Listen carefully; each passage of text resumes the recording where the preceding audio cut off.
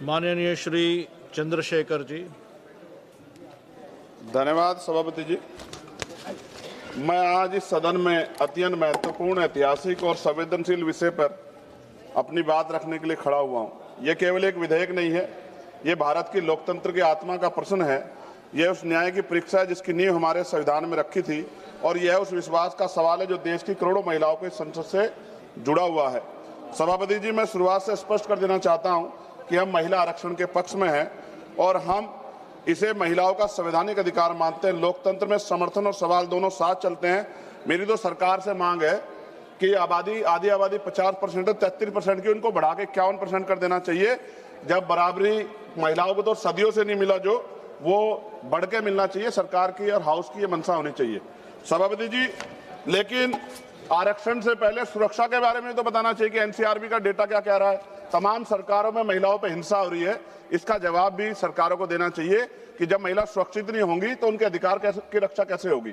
जब हम महिला सशक्तिकरण की बात करते हैं तो ये कोई नई सोच नहीं है, ये उस परंपरा की निरंतरता है जहां सावित्रीबाई फूले, मां रमाबाई, अहिल्याबाई होलकर, फातिमा शेख, झलकारी बाई, मां उदा देवी पासी, अवंतिकाबाई लोधी, मां फूलन देवी जैसी वीरांगनाओं के संघर्ष हमारे सामने उदाहरण है।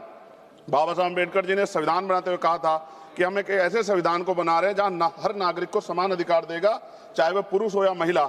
हमें याद रखना चाहिए, उन्होंने कहा था कि मैं किसी भी समाज की प्रगति को महिलाओं की प्रगति से मापता हूं। बाबा साहब अम्बेडकर जी ने सबसे बड़ा क्रांतिकारी कदम था वो हिंदू कोड बिल था। उन्होंने उसमें महिलाओं को संपत्ति में अधिकार, विवाह और तलाक में बराबरी, गोद लेने का पूरा अधिकार था। और इसके जब वो सफल नहीं हो पाए तो उन्होंने कानून मंत्री पद से इस्तीफा दे दिया सभापति जी।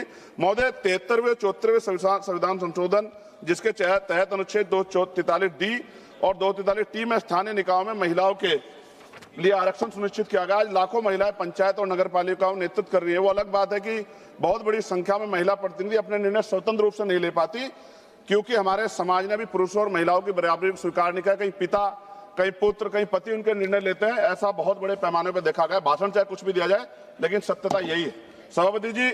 मान्यवर काशीराम साहब कहा करते, जिसकी इतनी संख्या बारी उसकी इतनी हिस्सेदारी। इन्हीं विचारों की कसौटी पर अगर वर्तमान महिला आरक्षण कानून को परखा जाए तो स्पष्ट हो जाता है कि 33% आरक्षण आधी आबादी के साथ पूर्ण न्याय नहीं करता। और यदि 33% आरक्षण दे भी दिया तो सबसे बड़ा प्रश्न यह उठता है कि SC, ST और OBC और मुस्लिम वर्ग की महिलाओं को वास्तविक प्रतिनिधित्व कैसे मिलेगा, क्योंकि वर्तमान व्यवस्था में कोटे के अंदर कोटे कोई प्रावधान नहीं है। इसका सीधा अर्थ यह है कि आरक्षण उन वर्गों तक सीमित रह सकता है जिनके पास पहले से ही सामाजिक, आर्थिक और राजनीतिक संसाधनों तक पहुंच है।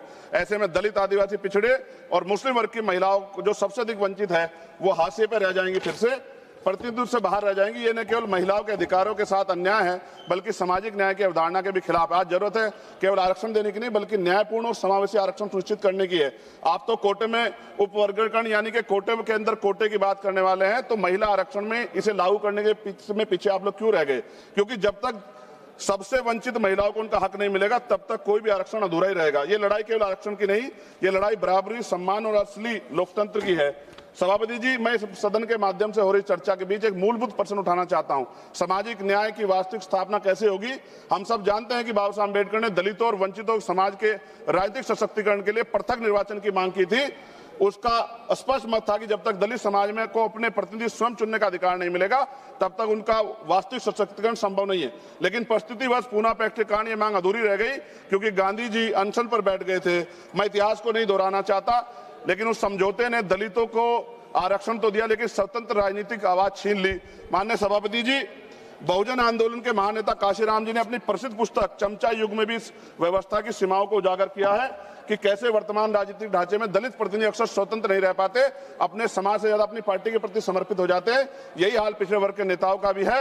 अगर आप सही मायने में दलितों को, महिलाओं को, पिछड़े वर्ग को आरक्षण देना चाहते हैं, लाभ देना चाहते हैं, अगर आप वास्तव में उन्हें संसद में सतत रूप से लाना चाहते हैं तो वक्त आ गया कि उनके लिए पृथक निर्वाचन की व्यवस्था की जाए, क्योंकि बिना स्वतंत्र राजनीतिक प्रतिनिधित्व के आरक्षण केवल एक संख्या बनकर रह जाएगा, सशक्तिकरण नहीं बन पाएगा। अगर हम सच में सामाजिक न्याय चाहते हैं तो हमें आधे अधूरे समाधान नहीं बल्कि साहसिक और मूलभूत निर्णय लेने होंगे। उसके लिए पृथक निर्वाचन की व्यवस्था करनी पड़ेगी। लोकसभा की तरह सभापति जी, राज्यसभा की सीटों में वृद्धि होनी चाहिए। वर्तमान में राज्यसभा की सीटें लोकसभा की सीटों के लगभग 45% है, इसलिए लोकसभा सीटों को बढ़ाने के बाद राज्यसभा की सीटें बढ़ाकर 850 का 45% यानी कि लगभग 383 सीटें होनी चाहिए। सरकार ने अगली जनगणना में, जब गृह मंत्री बोल रहे थे उन्होंने कहा था कि जातिगत जनगणना कराएंगे, वादा किया था अगली जनगणना में SC, ST, OBC की जनगणना कि जनसंख्या की गणना के बाद अब समय आ गया है कि राज्यसभा, विधानसभा, विधान परिषद में भी SC ST की तरह OBC वर्ग के लोगों को जनसंख्या के अनुपात में आरक्षण दिया जाना चाहिए, जहां जहां भी अब तक लागू नहीं है। और पिछड़ी और अति पिछड़ी जातियों को भी लोकसभा और विधानसभा में आरक्षण की व्यवस्था हो, जैसे SC ST के लोगों को है।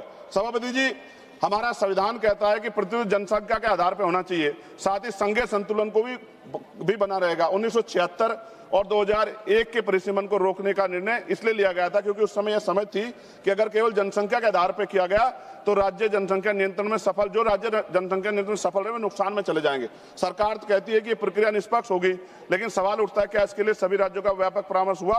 क्या कोई सर्वदलीय समिति बनाई गई? क्या राज्यों की सहमति ली गई? अगर नहीं तो यह प्रक्रिया सहमति से नहीं, सख्ती से लागू की जा रही है। मेरी मांग है कि परिसीमन से पहले सर्वदलीय समिति बनाई जाए, राज्यों के बीच संतुलन बनाए रखने के लिए कोई फॉर्मूला तैयार हो। और मेरी मांग है कि राज्य पुनर्गठन के प्रस्ताव है सरकारों के पास, ये परिसीमन से पहले राज्य पुनर्गठन के बारे में सोचा जाए, क्योंकि इतने बड़े बड़े प्रदेशों में उनका भला नहीं हो सकता है। इसलिए बेहतर प्रदेश बनाने के लिए हमें पुनर्गठन के बारे में सोचना चाहिए। सभापति महोदय, महिला आरक्षण कोई राजनीतिक कार्यक्रम नहीं है, महिलाओं का अधिकार है, इसे वोट बैंक की राजनीति से ऊपर उठकर देखना चाहिए। और अखिलेश जी, सभापति जी खत्म करते हुए, अखिलेश जी यहाँ बैठे हुए हैं, मैं उनसे भी आग्रह करूंगा, राजनीति में 1 vote 1 man 1 vote 1 vote 1 value के सिद्धांत पर लोकतंत्र टिका हुआ है। आप देखिए कि दिल्ली की आबादी क्या है और उनको मिल क्या रहा है। हम साउथ के प्रदेशों की चिंता करते हैं, लेकिन क्या ये जो हमारा प्रदेश है, उत्तर भारत है, क्या इधर नहीं देखना चाहिए? अगर हम लोग करीब से देखेंगे अखिलेश जी, तो 2011 की जनगणना के अनुसार ये समझिए कि उत्तर प्रदेश की आबादी 20 करोड़ थी उस समय, और 20 करोड़ का मतलब हमें आज 140 सीटें मिलनी चाहिए। राजस्थान के साथ भी छल हो रहा है, मध्य प्रदेश के साथ भी, बिहार छत्तीसगढ़ के साथ भी, हरियाणा के साथ भी, पंजाब के साथ भी। मेरी ये मांग है कि हम राजनीतिक भाईचारा निभाते हुए ये ना भूल जाए कि हमारे प्रदेशों के क्या हाल है। आप समझ के देखिए, एक MP कितने क्षेत्रों को कवर कर सकता है? इतनी बड़ी बड़ी लोकसभाएं बनी है। तो ये आज आवश्यकता है कि हम उत्तर का भी ध्यान रखें, हम लोग नॉर्थ का भी ध्यान रखें, और ऐसा कॉमन मिनिमम प्रोग्राम बनाए जिसमें उत्तर प्रदेश का जो 20 सीटों का नुकसान हो रहा है, अगर ये लागू हो जाएगा तो भी वो 20 सीटों का नुकसान की भरपाई कैसे होगी, इसके बारे में ध्यान रखते हुए, और पिछड़े वर्ग की महिलाओं को, मुस्लिम वर्ग की महिलाओं को, और पिछड़े और अति पिछड़े समाज को लोकसभा और विधानसभा में भी आरक्षण की व्यवस्था करानी चाहिए। ऐसी मेरी मांग है। बहुत बहुत धन्यवाद। जय भीम, जय भारत, जय संविधान।